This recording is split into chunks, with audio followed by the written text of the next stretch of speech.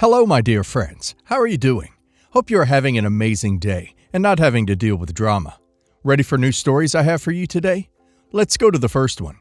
And don't forget to listen to the end of the story, guys, to hear my insights. Enjoy the stories, and don't forget to like and subscribe. And of course, don't forget to leave a comment. I, 28 female, was adopted by my parents when I was just over a year old. They couldn't have children at the time, and from what I was told, they had tried everything. Fertility treatments, alternative methods, even considered surrogacy, but nothing worked. That's when they turned to adoption, and I became their daughter. At that time, I had no idea what was going on. Obviously, as a baby, I didn't understand the dynamics at play, but I grew up believing that I was just as much their child as anyone else could have been. I was the child in their lives, and I was happy, or at least I thought I was. Growing up, things felt relatively normal, at least until I hit about 9 or 10. That's when everything changed. You see, when I was around 10 years old, my adoptive mother miraculously became pregnant. Not with one baby, but with twins. Twin girls, to be exact. The doctor said it was a miracle, considering all of the struggles they had faced previously. The whole family was ecstatic. My parents, their friends, and especially my grandparents, my adoptive mother's parents. I remember there being so much joy in the house, so much excitement, and I didn't fully understand what that meant for me. At first, I was thrilled too. I was going to be a big sister. I imagined all the things we'd do together, playing dress-up, building forts, and sharing secrets like I'd seen in the movies. I thought we'd become a tight-knit family, and that having siblings would make us closer. But reality hit hard. When my sisters were born, I quickly realized that the dynamic in the house had shifted in ways I couldn't comprehend at that age. My parents became completely absorbed in the twins, which was understandable to some degree, considering how much work newborns are. But it wasn't just the natural busyness of my parents. Slowly, they began to distance themselves from me in more subtle ways that became glaringly obvious as time went on. It wasn't just that they were disconnected. It was as though they were actively pushing me out of their lives. They stopped asking about my day at school. Birthday parties and outings that used to be celebrated with some level of enthusiasm were now afterthoughts, barely acknowledged. Where they used to be involved in my life, helping me with school projects, attending parent-teacher meetings, cheering me on at sports events, it felt like they were deliberately ignoring me now. Their entire world revolved around the twins, and I was quickly becoming invisible. At first, I thought maybe I was just imagining it. I mean, I was still a child, and I didn't know how to process what was happening. But it wasn't long before I realized I wasn't being paranoid. The turning point came when my parents sat me down for a serious talk, about a year after the twins were born. I remember sitting in the living room, feeling a knot form in my stomach as they explained to me that they believed it would be best for everyone if I moved in with my grandparents, my adoptive mother's parents. They framed it as though it was in my best interest, that I'd get more attention and care at my grandparents' house since they were struggling to handle the chaos of having twins. They made it sound like it was an issue of logistics, but even at that age, I knew something deeper was going on. I knew, in my gut, that this wasn't just about making life easier, it was about getting rid of me. Of course, my grandparents were more than happy to take me in. They adored me, and I adored them. In many ways, they were more like parents to me than my actual adoptive parents had ever been. They loved me unconditionally and treated me as if I were their own biological grandchild, which made the transition to living with them somewhat easier. But still, the sense of abandonment from my adoptive parents never fully went away. I was just a kid after all. How could I not feel rejected? Life with my grandparents was, thankfully, wonderful. They were patient, kind, and attentive in all the ways my adoptive parents had stopped being. They encouraged me in school, supported my hobbies, and made me feel like I truly belonged. They took me on trips, celebrated every birthday with enthusiasm, and just showed me unconditional love. I thrived in their care. My relationship with my adoptive parents, however, continued to deteriorate. While they were happy to pass me off to my grandparents, they still acted like they were doing me a favor. They'd invite me over for holidays and special occasions, but even then it felt forced. I wasn't part of the family anymore. I was a guest at best.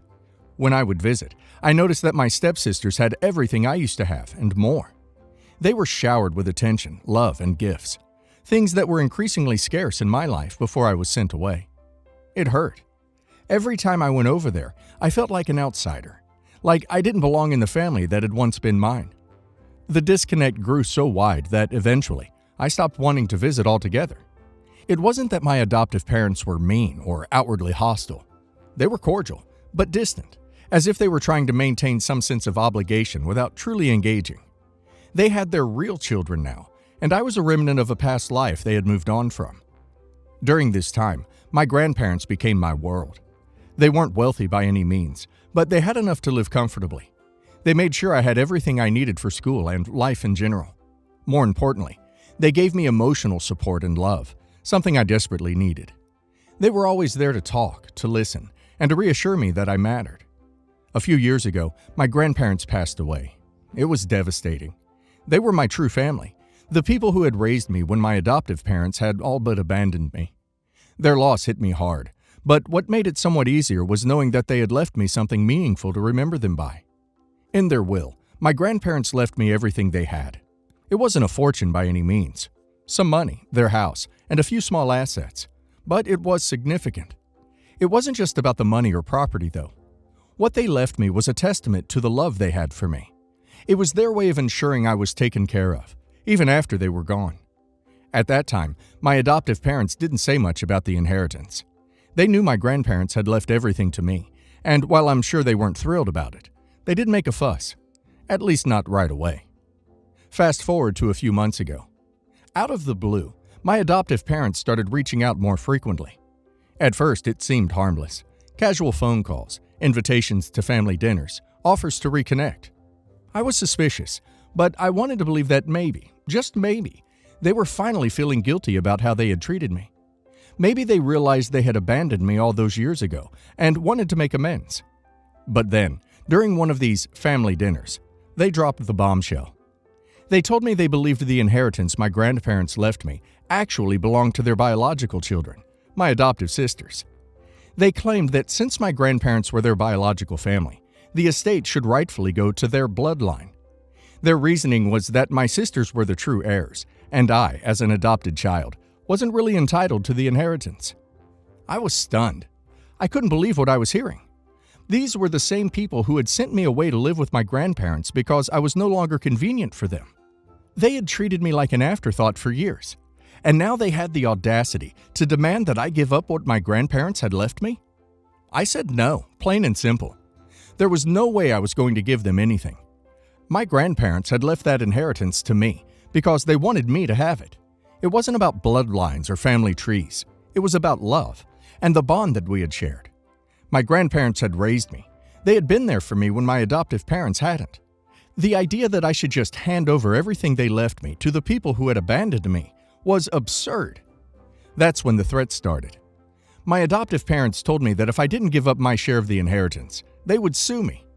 They claimed they had a legal right to the money because my grandparents were their parents by blood.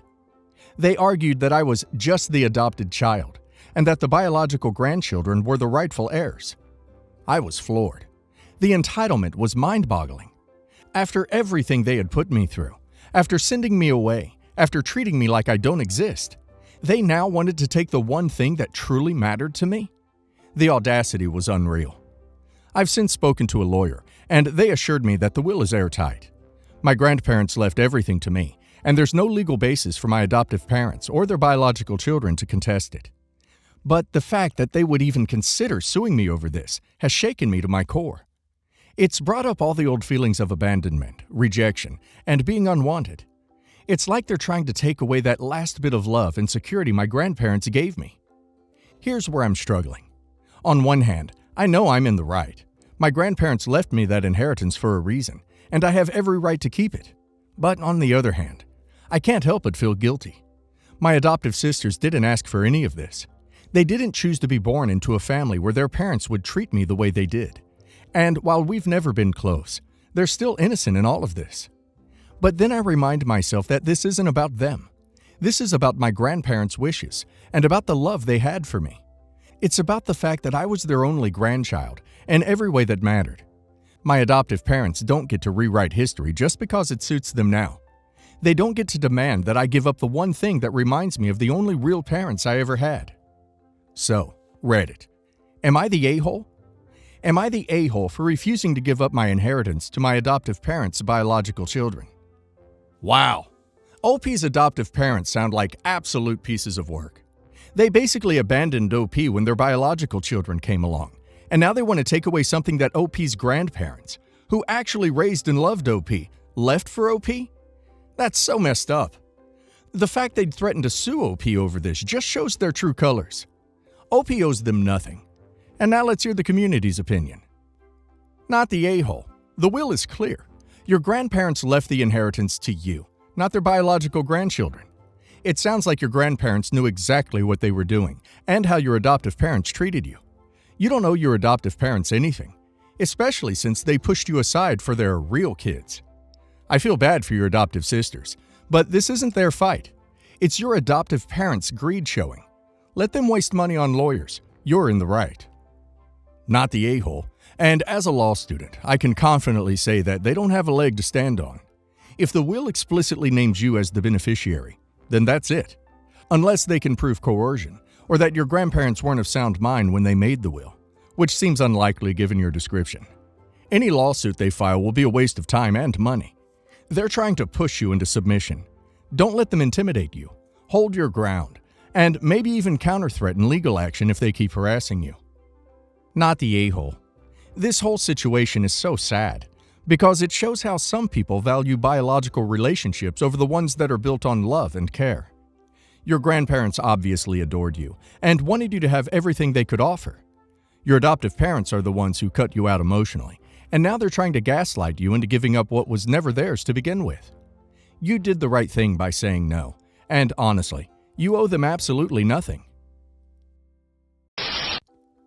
Just a weird situation, and I don't know what advice I'm looking for other than how to keep my cool and manage my relationship with my dad. I moved back home after college to go to grad school and take care of my mom while she went through breast cancer treatment. Sadly, she passed away last October. I'm an only child, and it was really rough on us for a while, especially during virus. So I was grateful to be able to keep living with my dad rent-free, both so we could emotionally support each other and so I could have some time to deal with everything while I looked for a job. I was lucky and found a work-from-home job with good pay and benefits in February. He asked me to contribute to utilities and the mortgage, etc., at a fair rate, and I started doing that.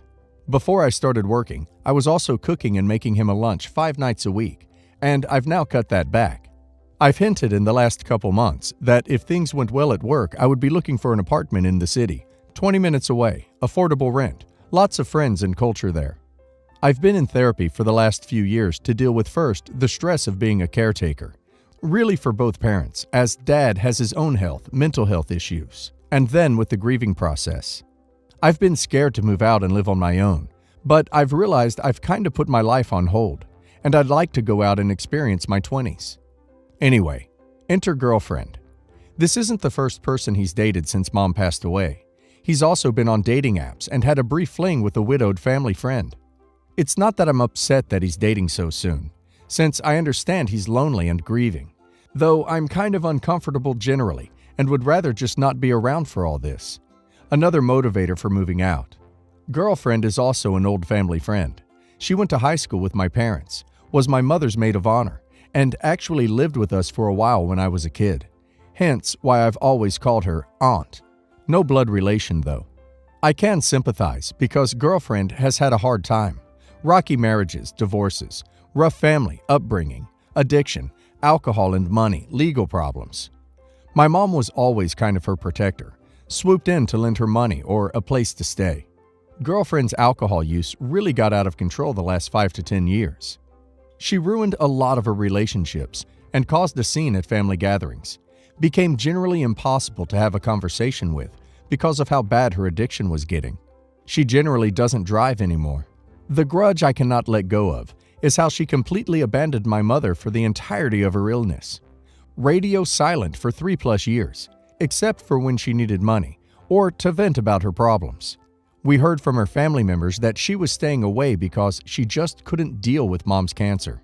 Mom had very few close friends and confidants towards the end, and girlfriend ignored her calls and texts for months at a time. They only saw each other maybe 1 or 2 times in the last few years of her life, and that was when other family friends guilt-tripped her into it. Girlfriend did not make it to mom's funeral. My mom was an endlessly forgiving person and would probably give me that advice. But I watched her get left in the dirt after being there for her best friend for almost 40 years. Girlfriend and I had a close relationship when I was a kid, but I do not have it in me to forgive her. I can barely sit in the same room and make polite conversation. My dad, suddenly and out of nowhere, reconnected with girlfriend a couple months ago. As far as I knew, they had not spoken since talking about the funeral 6+ months ago, and Dad has had just as big a grudge against her as I have. The two of them have had explosive fights over the years, usually over how girlfriend treated mom. But according to Dad, people change. She's not drinking, only 50% true, and everyone deserves second chances. This is so laughably out of character for him to say that I can't even explain it. They have been spending every weekend together for the past couple months, either here at our house or on a getaway. He has to drive 40+ minutes, pick her up, because again, she does not drive, and bring her here, because she lives with her sister and mother. I usually try and get out of the house while she's over. Tonight, while she was here, I mentioned that I was officially looking at apartments. Dad got all wide-eyed and shocked, said, "Really? I didn't think you were actually doing that," and "Can't believe you're going to leave me high and dry." Then he turned to girlfriend and said, "Well, I guess I could move you and your crazy family in here once OP is out. Wouldn't that be funny?" They both kind of laughed, but it fell flat. It might just be a joke, but I can 100% see it happening. He is lonely, impulsive, and doesn't like looking after himself. She is lonely, unemployed, and pretty brazen. This is my worst nightmare. I cannot imagine her living here, in my mother's house. I am trying to accept that I have no control over what he does. Part of me wants to ask him not to do this, or to get his sister or my grandmother to talk some sense into him, none of which will go well, and will probably backfire. Part of me wants to delay moving out until they break up, which is crazy. He most likely wants me to stay until he sells the place, which is years away. I think you know the answer. You can't control what your dad does, nor can you save him from himself.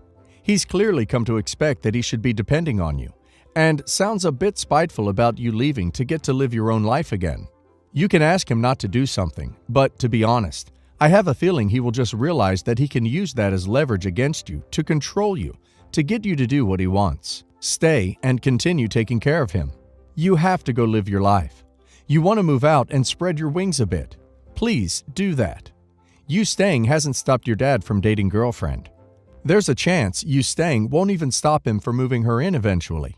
I know this hits you personally, and it's really hard for you, but you're going to have to let him work through this on his own.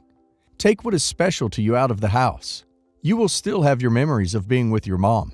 You can meet your dad elsewhere if you can't stand going over, but you can't stop whatever is about to happen. All you can do is make your own decisions about your own life. This is hard. It hurts. Talk about it with your therapist, but move out like you planned. Your mom would understand.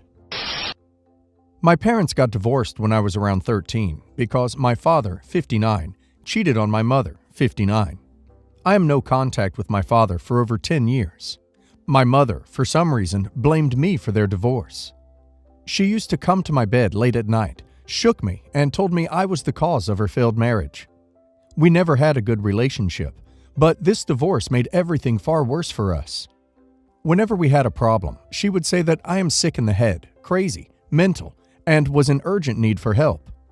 As a 14-year-old kid who did not know better, I actually did seek for help and made an appointment with a therapist. The therapist told me that she needed to see my mother, too. I don't know what the therapist told my mother, but we never visited her again. Sometimes, my mother would tell me that the therapist told her I was crazy and a psychopath. If it was the case, why didn't my mother help me by taking me to the therapist? Isn't it what mothers do? Help their kids? I have a brother, 30 male, the golden child, who got all the nice things, praises and whatnot when we grew up, like any other golden child. I am not going to bother you with how he is the golden child and I am the unwanted kid, or it would take forever. My brother and I are university graduates. I studied in a foreign country for postgraduate, and last year I came back and started looking for a job in my home country. I wanted to work in the same city where I studied in university, where my long-term boyfriend lives, where all my friends are, and of course, where my mother does not exist. While I was looking for a job, my brother offered to help and I moved in with him. He used to live alone in an old student apartment. I was so grateful that I cleaned the house, prepared our meals, did the laundry. In short, pretty much did everything around the house. My long-term boyfriend, 29 male, are good friends with my brother. Boyfriend used to come for dinner every night, and we would hang out. My boyfriend felt responsible for me and brought bags of groceries every day to compensate what he and I ate. I am a very independent woman and did my best not to become a burden on my brother, both financially and emotionally. After a month, during the holidays, my brother went to see our mother while I went with my boyfriend to visit his parents, who are amazing people, by the way. We left a day earlier than my brother and told him specifically to take out the garbage before leaving because we were going to be away for 10 days in the middle of the summer heat. We arrived a day before, and guess what? He left the trash in the bin as it is, on the counter. When I looked at it, I saw hundreds of worms swarming in it. I was cleaning the house and threw the bin away. We bought a new trash bin. Mind you, it was the exact same bin with the same color. When my brother came a day later, I told him what happened. He started yelling. His face turned red with veins pumping and walking on me. He was screaming at me and blamed me for making decisions in his home without asking him first. It was his house. I did not have the right to throw the bin away. It did not matter it was a $2 bin. It was his. I could not believe my ears. I was being yelled at for a trash bin that I replaced. I told him I would do the same if it happens again because it was gross. He then told me to leave his house. I did, and moved in with my boyfriend and his roommate.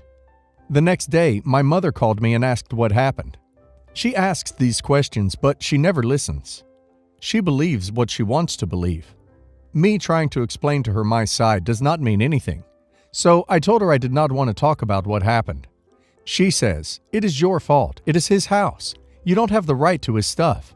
He is your brother. You gotta obey him." I lived with my boyfriend and his roommate for 5 months. They both are lovely people and never made me feel unwanted, even for a second. It was a tough time for me. No house, no job, no money. Not long after, I found an amazing job, found an amazing house, and boyfriend and I moved in together. I wanted to help my brother like how he helped me. His house was falling apart, old, dirty, inconvenient, and pretty expensive for only one person. I told him that he could live with us for a couple of months, save money, and move into a better place. I told him not to worry about the rent and other utilities, because we are family, right? This is what family does for each other, right? It was a good call, cause a week later, our country went crazy with coronavirus. He moved in with us just in time. My boyfriend and I started buying furniture, a happy lamp there, a little table here. It became our house that we built ourselves.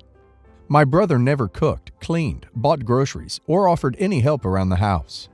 I felt it was inconvenient, but he was our guest. I was repaying my debt to him.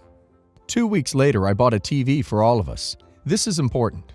My brother became obsessed with this TV. He would watch movies, documentaries, and shows all day, every day. We were working from home, so he had all the time in the world. One day, my boyfriend and I were preparing the meal in the kitchen. I told my brother that food was ready. He turned the TV on and left the room. We eat in the living room. While I was laying the table, I switched the channel to a news channel. He then came back and complained about the news and switched the channel back. I told him we should all watch something that we can all enjoy. He insisted that he came first. We were going to watch what he wanted to watch. I told him to switch it back. He did not.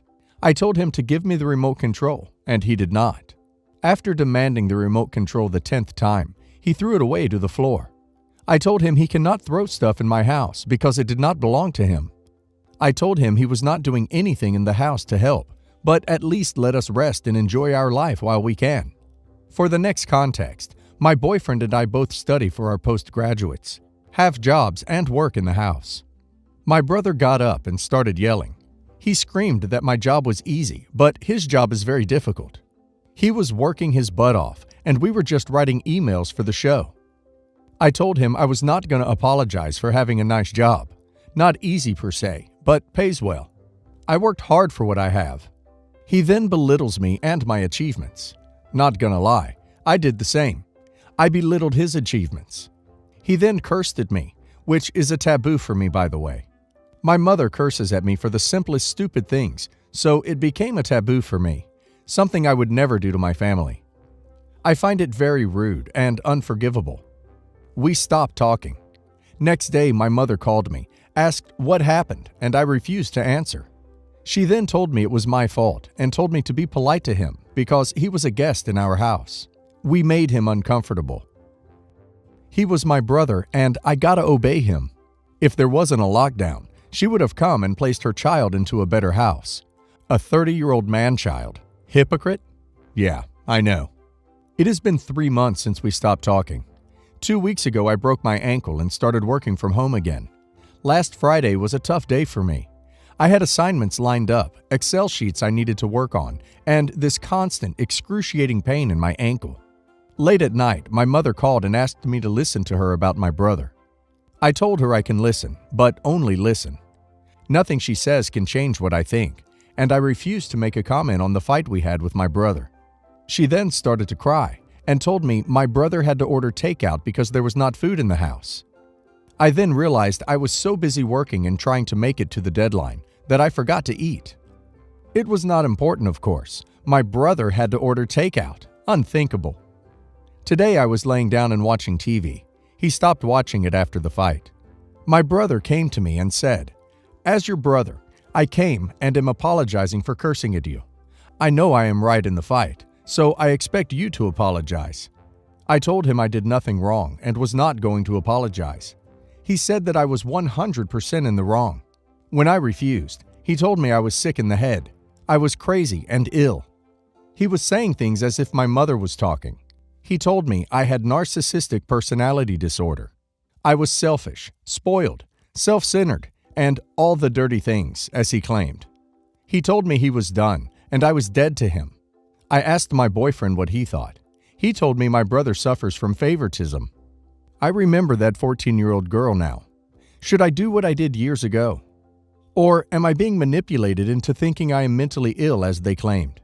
I usually blame myself for everything. I went to 2 more therapists, one overseas, one here. After our talks, they told me I was not mentally ill. I don't know.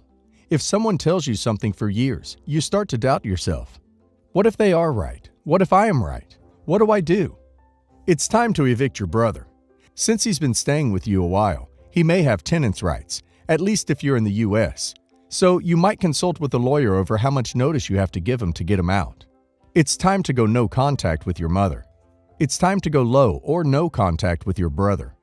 It's time to talk to another therapist because your controlling brother is bringing up old self-esteem issues brought on by your controlling mother.